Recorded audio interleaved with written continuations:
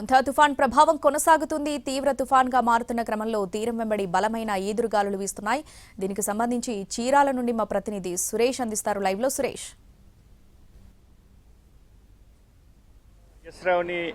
మొత్తం ఏదైతే ఈ మోందా తుఫాను ఎఫెక్ట్ ఉమ్మడి ప్రకాశం జిల్లాపై పూర్తి స్థాయిలో పడిందని చెప్పుకోవచ్చు. నిన్నటి వరకు మామూలుగా ఉన్నా కూడా రాత్రి నుంచి ఓ మోస్తారు వర్షపాతం నమోదైన పరిస్థితి ఉంది. ప్రస్తుతం భారీ వర్షాలు కూడా నమోదవుతాయని వాతావరణ శాఖ హెచ్చరికల నేపథ్యంలో జిల్లా అధికార యంత్రాంగం కూడా సిద్ధమైన పరిస్థితి. ప్రస్తుతం మనం ఏదైతే చీరాలకు సంబంధించి బాపట్ల వాడరేవు సముద్ర తీరంలో ఉన్నాం. ఇక్కడ చూసినట్లయితే ఏదైతే అధికారులు పూర్తి స్థాయిలో సన్నద్ధంగా ఉన్న పరిస్థితి అయితే కనిపిస్తూ ఉంది.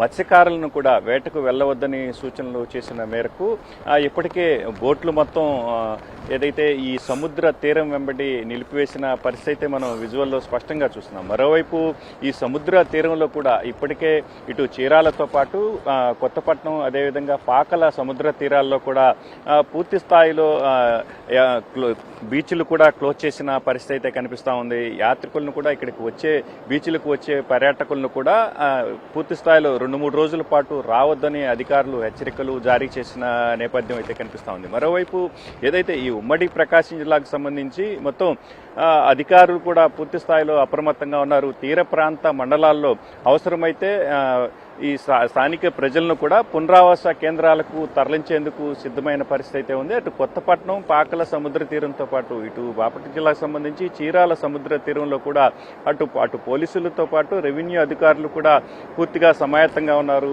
ఏదైతే ఇటువంటి అవాంఛనీయ ఘటనలు విపత్తులు చోటు చేసుకున్నప్పటికీ కూడా పూర్తి స్థాయిలో సన్నద్ధంగా ఉండేందుకు మాత్రం చూస్తున్న పరిస్థితి ఉంది.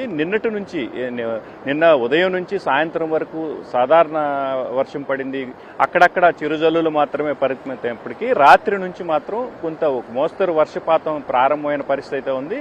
ప్రస్తుతం మనం విజువల్లో చూస్తున్నట్టుగా ఈ చీరాల వాడరేవు సముద్ర తీరంలో కూడా ఉవ్వెత్తున అలలు ఎగసి పడుతున్న పరిస్థితి ఉంది. ఇదే పరిస్థితి ఈ తుఫాను తీరం దాటిన తర్వాత కూడా అలల ఉధృతి తీవ్రంగా ఉంటుందని మాత్రం అధికారులు హెచ్చరికలు జారీ చేసిన పరిస్థితి కనిపిస్తూ ఉంది. మరోవైపు మత్స్యకారులు కూడా సముద్ర తీరం వెంబడి ఎప్పుడు ఎటువంటి పరిస్థితి తలెత్తుతుందని తీరం వెంబడి పూర్తి స్థాయిలో తమ పడవలను సంరక్షించుకునేందుకు సిద్ధంగా ఉన్నారు. అటు ప్రకాశం జిల్లాకు సంబంధించి ఉమ్మడి ప్రకాశం జిల్లాకు సంబంధించి ఇటు కలెక్టర్ రాజాబాబుతో పాటు ఎస్పీ హర్షవర్ధన్ రాజులు కూడా ఎప్పటికప్పుడు పరిస్థితిని మానిటర్ చేస్తున్నారు.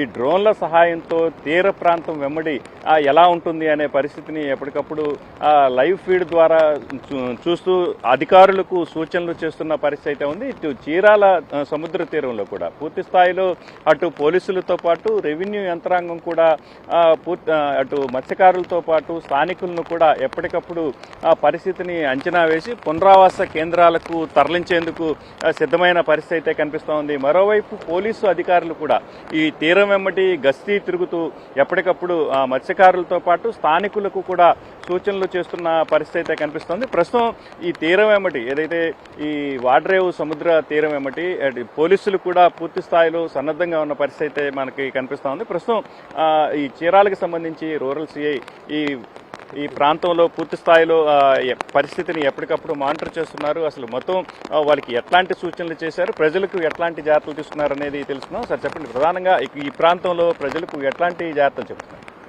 అందరికీ నమస్కారం. ముఖ్యంగా ఈ మొంతా తుఫాను ప్రభావం ఉంటుంది అనుకున్నప్పటి నుంచి చీరాల బీచ్ పరిసర ప్రాంతాలకి పర్యాటకులు కానీ కార్తీక మాసం సందర్భంగా ఎవరైతే భక్తులు ఉన్నారో వారు కానీ ఈ తుఫాన్ ప్రభావం తగ్గేదాకా రాకుండా అందరికీ మీడియా ద్వారా అనౌన్స్మెంట్ చేయించడం, పబ్లిక్ అడ్రస్ సిస్టమ్ ద్వారా అనౌన్స్మెంట్ చేయించడం, మీడియా ద్వారా తెలియజేయడం జరిగింది.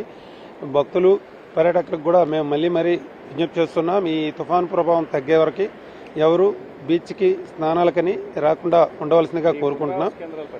అదేవిధంగా ఈ తుఫానుకు సంబంధించి మా దగ్గర చీరాల పరిసర ప్రాంతాల్లో అయితే లో లెవెల్ విలేజెస్ ఉన్నాయో వీటిలో భాగంగా ఓడరేవు మరియు రామపురానికి సంబంధించి ఈ రెవెన్యూ సిబ్బంది అందరూ అన్ని డిపార్ట్మెంట్లతో కోఆర్డినేట్ చేసుకుని 2 పునరావాస కేంద్రాలను ఏర్పాటు చేయడం జరిగింది.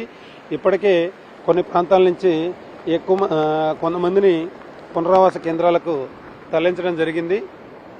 ఇంకా మేము కూడా పోలీస్ డిపార్ట్మెంట్ తరఫున 50 మంది సిబ్బందితో ఇక్కడ ఎలాంటి అవాంఛనీయ సంఘటనలు జరగకుండా ఏదైనా సమస్యలు ఎదురైతే వెంటనే స్పందించి సమస్యను పరిష్కరించేదానికి బందోబస్తు డ్యూటీని ఏర్పాటు చేసుకుని ఉన్నాము.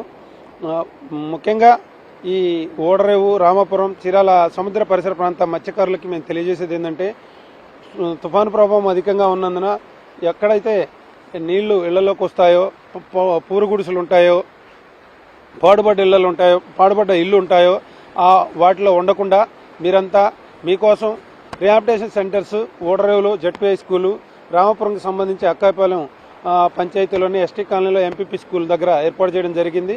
మీరందరూ ముందుగానే జాగ్రత్తలు తీసుకొని అక్కడికి వెళ్లాలని కోరుకుంటున్నాం. ఇది ప్రధానంగా పోలీసులు చెప్పిన విషయాలు. ఏదైతే తీర ప్రాంత ప్రజలతో పాటు మత్స్యకారులకు కూడా పునరావాస కేంద్రాలకు అవసరమైన పరిస్థితుల్లో పునరావాస కేంద్రాలకు తరలి వెళ్లాలని సూచిస్తున్నారు. మరోవైపు ప్రకాశం జిల్లాకు సంబంధించి, ఉమ్మడి ప్రకాశం జిల్లా సంబంధించి గత వారం రోజుల క్రితం భారీ వర్షపాతం నమోదైన నేపథ్యంలో దాదాపు 22 మండలాలకు సంబంధించి 8,140 హెక్టార్లలో పూర్తిగా పంట నష్టం నమోదైంది.